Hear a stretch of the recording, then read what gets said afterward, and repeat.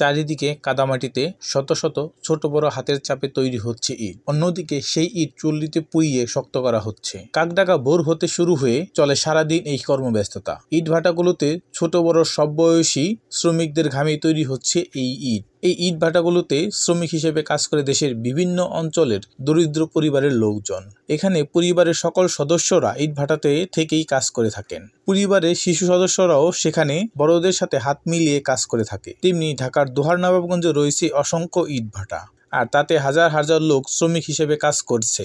আর সেসব পরিবারের শিশুরা বঞ্চিত হচ্ছে শিক্ষার আলো থেকে। সে সকল বঞ্চিত শিশুদের শিক্ষার আলো দিতে ঢাকার দোহার নবাবগঞ্জে একদল তরুণ 2017 সালের 1 ডিসেম্বর যাত্রা শুরু করে বর্ণমালা বিদ্যালয়ের। নবাবগঞ্জ উপজেলার চালনাই রোডে 3টি ইটভাটার শিক্ষা বঞ্চিত শিশুদের নিয়ে পাঠদান শুরু করে বর্ণমালা বিদ্যালয়। সেখানে পরিবারের সদস্যদের সাথে ছোট ছোট নরম হাতে চলত ইট তৈরির কাজ। সেখান থেকে তাদের হাতে বই তুলে দিয়ে বর্ণমালার ছায়াতলে নিয়ে আসার কাজটি মোটেও সহজ কাজ ছিল না। বর্ণমালা বিদ্যালয়ে ইটভাটার কর্মরত শতাধিক সুবিধাবঞ্চিত শিশু প্রাথমিক শিক্ষা গ্রহণ করছে। 4 জন স্বেচ্ছাসেবী শিক্ষক দ্বারা প্রতিদিন বিকেল 3টা থেকে 5টা পর্যন্ত চলে বিদ্যালয়ের পাঠদান কার্যক্রম। বিনামূল্যে পাঠদানের সুযোগ পেয়ে খুশি কোমলমতি শিশু ও তাদের অভিভাবকরা। বাংলাদেশে প্রাতিষ্ঠানিক শিক্ষার সময়কাল জানুয়ারি থেকে ডিসেম্বর পর্যন্ত হলেও তারা ভাসমান জীবনযাপন করে বিধায় না পারে কোনো বিদ্যালয়ে ভর্তি হতে ও শিক্ষা জীবন সম্পন্ন করতে। এর জন্য শিশু বাচ্চারা সাধারণ যে অক্ষর জ্ঞান তা থেকে রয়ে যায় অনেক দূরে। আর এসব বাচ্চাদের প্রাথমিক শিক্ষা দিতেই বর্ণমালার প্রতিষ্ঠা। বর্ণমালা বিদ্যালয়ের নানান অসুবিধার কথা তুলে ধরেন তারা। 2017-তে যাত্রা শুরু করে এই যে 8 বছর, আলহামদুলিল্লাহ আমাদের বড় বাধা হচ্ছে ওদেরকে প্রতি বছর পরিবর্তন করা। আমাদের সীমাবদ্ধতা হচ্ছে ওই বাচ্চাগুলো এখানে পার্মানেন্ট না। ওরা যদি এখানে যদি ইটভাটার মালিকদের সাথে কথা বলে যদি ওদের এখানে এই বাচ্চাগুলোকে স্থায়ীভাবে রাখা যায় বা ওদেরকে যেন প্রতি বছর চেঞ্জ না করে নতুন বাচ্চা না নিয়ে এসে যারা এখানে থাকে বা কাজ করে তাদেরকে দিয়েই যদি প্রতি বছর কাজ করানো হয় বা তাদের ফ্যামিলি দিয়েই যদি প্রতি বছর এই ভাটায় কাজ করানো হয় তাহলে হয়তো আমরা এই বাচ্চাগুলোকে একটা সময় আমাদের মতো আমরা গড়ে তুলতে পারবো ইনশাল্লাহ। একটু বৃষ্টির সিজন আসলে প্রচণ্ড বৃষ্টি হয় বা ঝড় তুফানের দিনে দেখা গেছে স্কুলটা টিকায় রাখা অনেক কষ্ট হয়ে যায়। তো এই ক্ষেত্রে আমরা এবার স্থায়ী একটা পরিকল্পনা হাতে নিয়েছিলাম যে আমরা যেন স্থায়ীভাবে একটা কিছু করতে পারি। এখন স্কুলটা ভালো মতো হলে আমাদের ভালো হয়।